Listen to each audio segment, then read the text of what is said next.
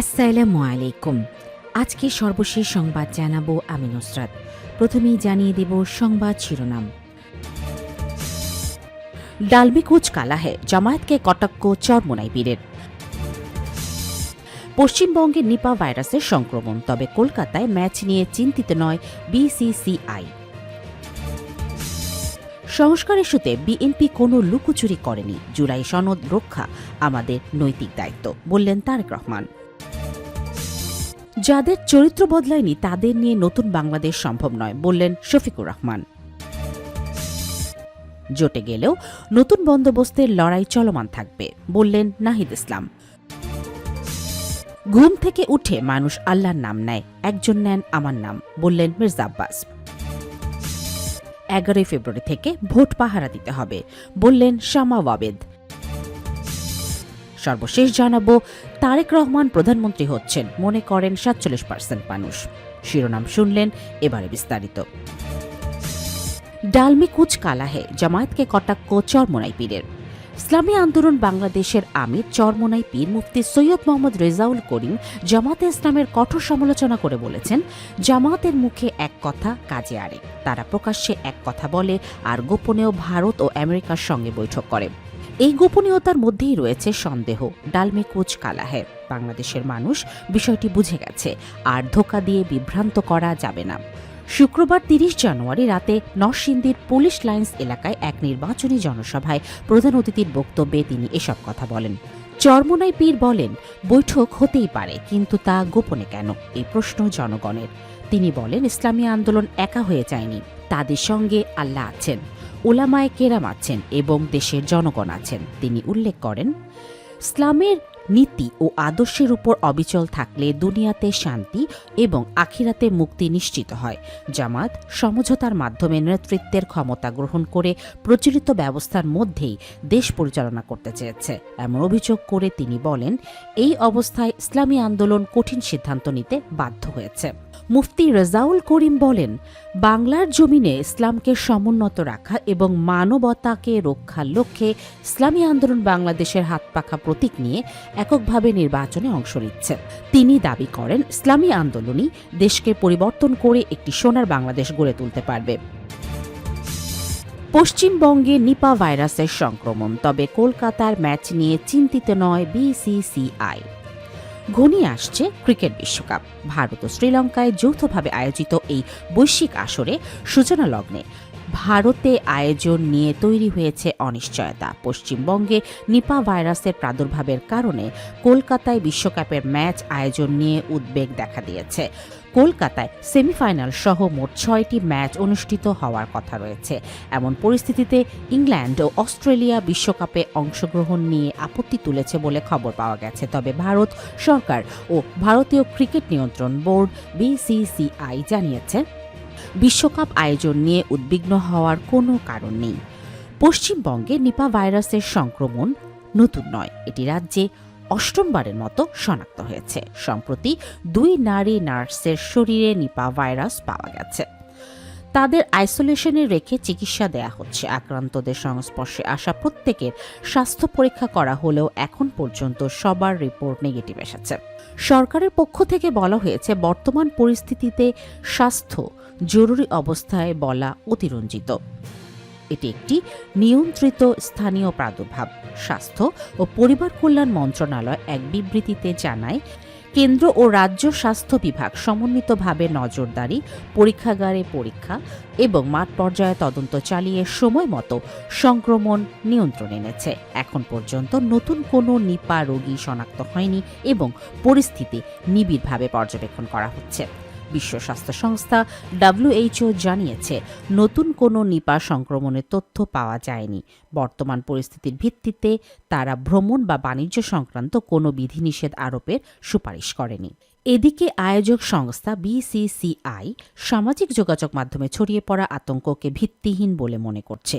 BCCI এর এক জ্যেষ্ঠ কর্মকর্তা ইনসাইড স্পোর্টকে জানান, খেলোয়াড়দের স্বাস্থ্য ও নিরাপত্তা সর্বোচ্চ গুরুত্বের বিষয়। যে কোনো স্বাস্থ্য ঝুঁকির ক্ষেত্রে সরকার ও স্থানীয় কর্তৃপক্ষের সঙ্গে সমন্বয় করেই সিদ্ধান্ত নেওয়া হয়, তবে আপাতত বড় কোনো ঝুঁকি দেখা যাচ্ছে না। তিনি আরও বলেন, নিপা ভাইরাসের সর্বশেষ 2 রোগী বারাসাতে শনাক্ত হয়েছেন, যা ইডেন গার্ডেন্স থেকে প্রায় ৩০ কিলোমিটার দূরে। ফলে ম্যাচ আয়োজন নিয়ে কোনো নিরাপত্তার শঙ্কা নেই। নির্ধারিত সূচি অনুযায়ী কলকাতায় বিশ্বকাপের ম্যাচগুলো অনুষ্ঠিত হবে।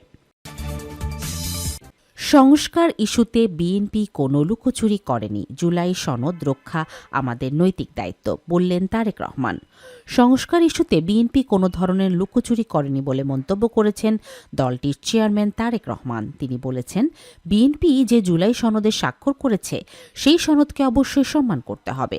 আবু সাইদ ও চট্টগ্রামের ওয়াসিম সহ প্রায় ১,৪০০ শহীদ যে স্বপ্ন নিয়ে জীবন উৎসর্গ করেছেন, সেই জুলাই সনদ রক্ষা করা আমাদের নৈতিক দায়িত্ব। শুক্রবার ৩০ জানুয়ারি রাত 8:45টায় রংপুরের ঐতিহাসিক কালেক্টরেট ঈদগাহ মাঠে বিএনপি আয়োজিত বিভাগীয় জনসভায় প্রধান অতিথির বক্তব্যে তিনি এসব কথা বলেন। জনসভায় সভাপতিত্ব করেন রংপুর মহানগর বিএনপির আহ্বায়ক শামসুজ্জামান শামু। তারেক রহমান বলেন, রংপুর শহীদ আবু সাইদের পবিত্র রক্তে রঞ্জিত। জুলাইয়ের পরিবর্তন ধরে রাখতে হলে জনগণকে সামনের কাতারে এসে দাঁড়াতে হবে। সামনের কাতারে দাঁড়ানোর অর্থ হল নিয়মতান্ত্রিক পথে গণতন্ত্রের যাত্রা শুরু করা।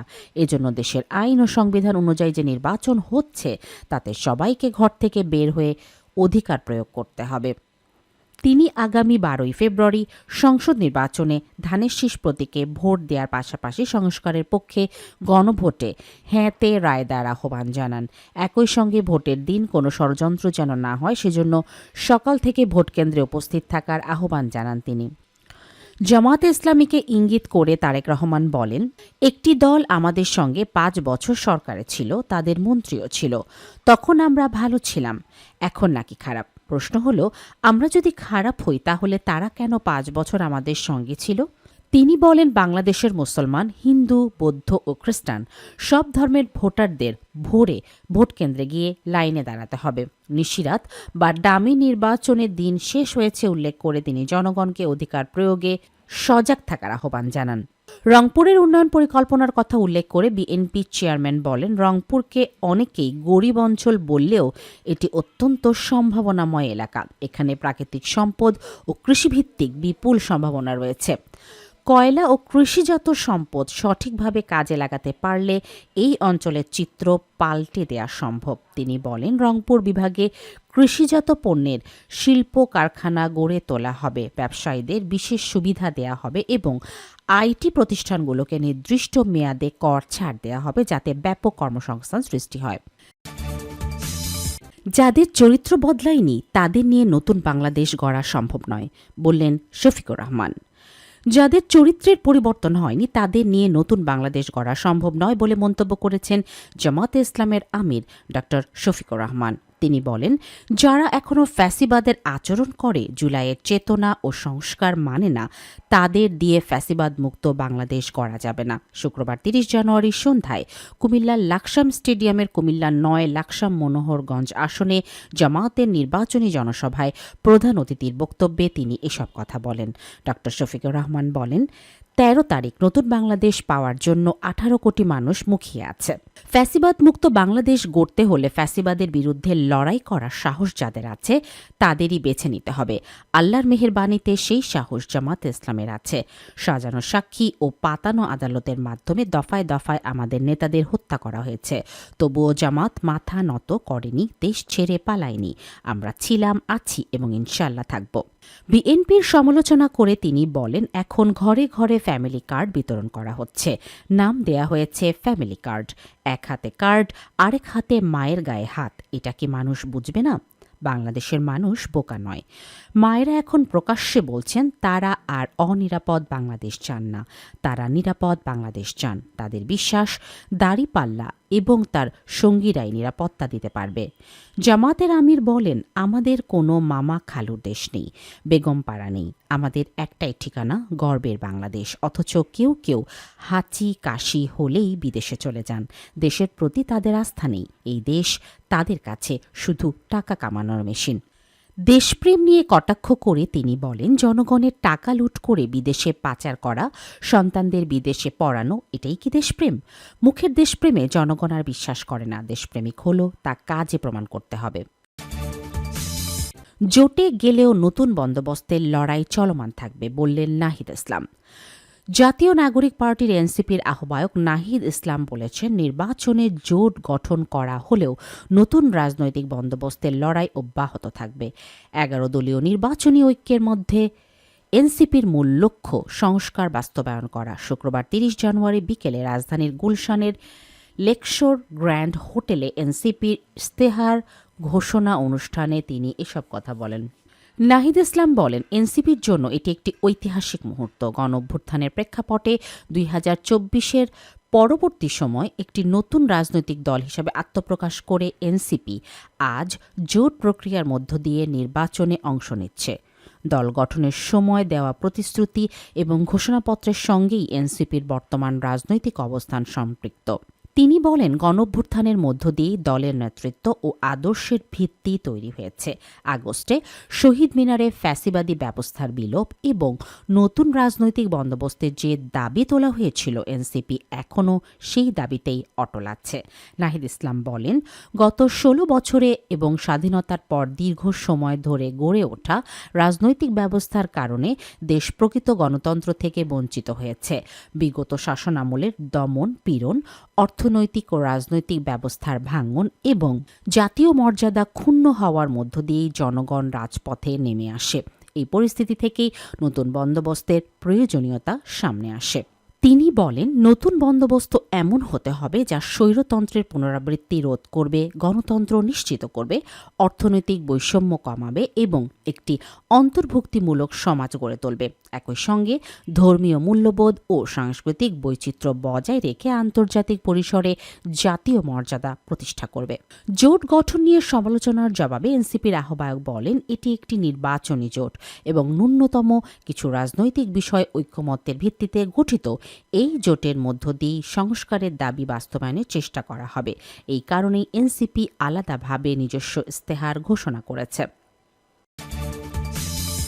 ঘুম থেকে উঠে মানুষ আল্লাহর নাম নেয়, একজন নেন আমার নাম, বললেন মির্জা আব্বাস।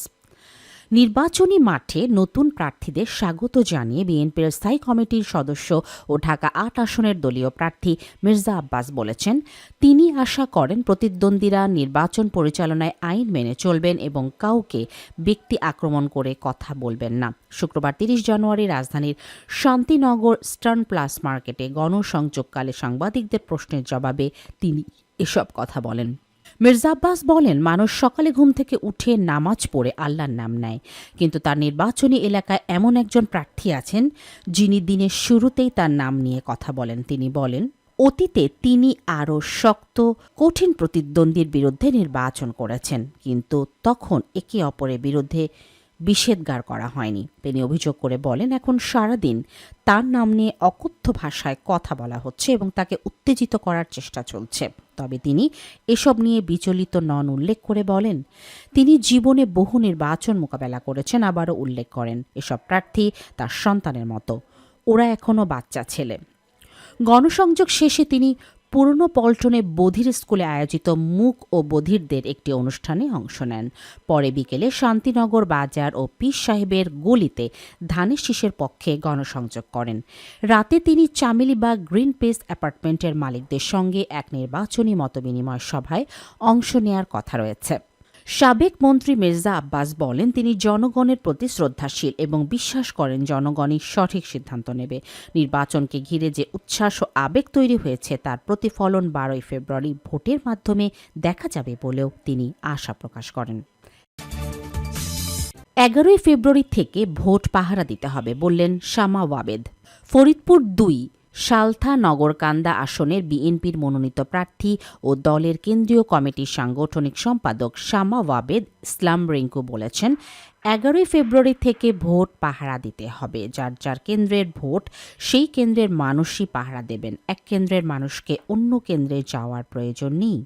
শুক্রবার 30 জানুয়ারি রাত 8টার দিকে সালথা উপজেলার যদুনন্দী ইউনিয়ন পরিষদ মাঠে আয়োজিত এক নির্বাচনী উঠান বৈঠকে প্রধান অতিথির বক্তব্যে তিনি এসব কথা বলেন। শামা ওয়াবেদ বলেন, প্রতিপক্ষকে কখনোই ছোট করে দেখা যাবে না। ধানের শীষে একটি ভোটও যেন নষ্ট না হয় সেটি নিশ্চিত করা দলের নেতাকর্মীদের দায়িত্ব। তিনি বলেন 11 ফেব্রুয়ারি সকাল থেকে 12 ফেব্রুয়ারি ফলাফল ঘোষণা পর্যন্ত কেন্দ্র ছাড়বেন না। রেজাল্ট শিট হাতে নিয়ে কেন্দ্র থেকে বের হতে হবে। 24 ঘন্টা ভোট পাহারা দিতে হবে। তিনি আরও বলেন, দীর্ঘ 18 বছরের সংগ্রাম ও নির্যাতনের পর 12 ফেব্রুয়ারি ভোট দেওয়ার একটি সুযোগ এসেছে। এই ভোটের মধ্য দিয়েই জনগণ স্বাধীনভাবে পছন্দের প্রার্থীকে ভোট দিতে পারবে এবং দেশে গণতন্ত্র ভোটাধিকার প্রতিষ্ঠিত হবে। এই দিনটিকে কোনোভাবেই অবহেলা করা যাবে না। নিজের দায়িত্ববোধের কথা তুলে ধরে শামা ওয়াবেদ বলেন, গত 18 বছর ধরে তিনি মানুষের পাশে থাকার চেষ্টা করেছেন। তিনি বলেন, 12 ফেব্রুয়ারি একটি ভোট দিয়ে যদি জনগণকে তাকে কাজ করার সুযোগ দেয়, সেটি হবে তার সবচেয়ে বড় প্রাপ্তি। এলাকাবাসীর দাবির প্রেক্ষিতে একটি সেতু নির্মাণের আশ্বাস দিয়ে তিনি বলেন, 2026 সালে মানুষ চাঁদে পৌঁছেছে, অথচ কুমার নদের উপর এখনও একটি সেতু নেই। তিনি প্রতিশ্রুতি দেন, সংসদে যেতে পারলে একটি নদীর উপর অবশ্যই সেতু নির্মাণ করা হবে। তারেক রহমান প্রধানমন্ত্রী হচ্ছেন মনে করেন 47% মানুষ। নির্বাচনের সময় যত ঘনিয়ে আসছে, বিএনপির প্রতি জনগণের সমর্থন ততই পোক্ত হচ্ছে বলে হালনাগাদ জরিপ চালিয়ে দেখতে পাওয়ার কথা জানিয়েছে ইনোভেশন কনসাল্টিং। বেসরকারি পরিচালক প্রতিষ্ঠানটির পিপলস ইলেকশন পার্ল সার্ভে পেপসে দেখা গেছে এখন 47% বেশি মানুষ দলটির চেয়ারম্যান তারেক রহমানের প্রধানমন্ত্রী হওয়ার সম্ভাবনা দেখছেন। পেপসের তৃতীয় রাউন্ডের ফলাফল দেখাচ্ছে, এই জরিপের আগের রাউন্ডগুলোয় যারা জামায়াত বা জাতীয় নাগরিক পার্টির এনসিপির পক্ষে ছিলেন, তাদের একটি অংশের সমর্থন বিএনপির দিকে ঘুরে গেছে। এছাড়া আওয়ামী লীগের সমর্থকদের বড় অংশ বিএনপিকে ভোট দেওয়ার কথা বলছেন। গত বছরের মার্চে পেপসের প্রথম রাউন্ডের ফলাফল প্রকাশ করা হয়েছিল, আর দ্বিতীয় রাউন্ডের ফলাফল প্রকাশ করা হয় গত বছরের সেপ্টেম্বরে। প্রথম ও দ্বিতীয় রাউন্ডে অংশ নেওয়া নাগরিকদের নিয়ে টেলিফোনে তৃতীয় রাউন্ডের জরিপ চালানো হয়। শুক্রবার 30 জানুয়ারি রাজধানীর করণ বাজারের বিডিবিএল ভবনে এক অনুষ্ঠানে জরিপের ফলাফল তুলে ধরেন ইনোভেশন কনসাল্টিংয়ের ব্যবস্থাপনা পরিচালক রুবায়েত সরওয়ার। BRAIN ও ভয়েস ফর রিফর্ম নামের দুটি নাগরিক প্ল্যাটফর্মের সহযোগিতায় এই জনমত জরিপ পরিচালনা করা হয়। অনুষ্ঠানে জানানো হয়, চলতি জানুয়ারি মাসের 16 থেকে 27 তারিখ পর্যন্ত 5147টি সাক্ষাৎকারের ভিত্তিতে এই জরিপের প্রতিবেদন তৈরি হয়েছে। সাক্ষাৎকারদের বাছাই করা হয় দেশের 64টি জেলার গ্রাম ও শহর এলাকা থেকে। ভোটার উপস্থিতি, গণভোট সম্পর্কে জনমত, আইন শৃঙ্খলা পরিস্থিতি, নিরপেক্ষ নির্বাচন সম্পর্কে ধারণা, ভোট দেওয়ার সিদ্ধান্ত ও দলীয় পছন্দ, এই 6 বিষয়ে নেওয়া হয় মতামত। জরিপের ফলাফলে বলা হয়েছে, 47.6% উত্তরদাতা মনে করেন বাংলাদেশের ভবিষ্যৎ প্রধানমন্ত্রী তারেক রহমান। 22.5% মানুষ মনে করেন যে জামায়াতে ইসলামের আমির শফিকুর রহমান প্রধানমন্ত্রী হবেন। জরিপে অংশ নেওয়া 2.7% নাহিদ ইসলামকে ভবিষ্যৎ প্রধানমন্ত্রী হিসাবে উল্লেখ করেন। 22.2% উত্তরদাতা বলেছেন ভবিষ্যতের প্রধানমন্ত্রী কে তা তারা বলতে পারছেন না। জরিপ প্রতিবেদনে আরও বলা হয়, তারেক রহমানের দেশে ফেরা ও খালেদা জিয়ার মৃত্যুর পর উল্লেখযোগ্য সিদ্ধান্তহীন ভোটার বিএনপির দিকে ঝুঁকছেন।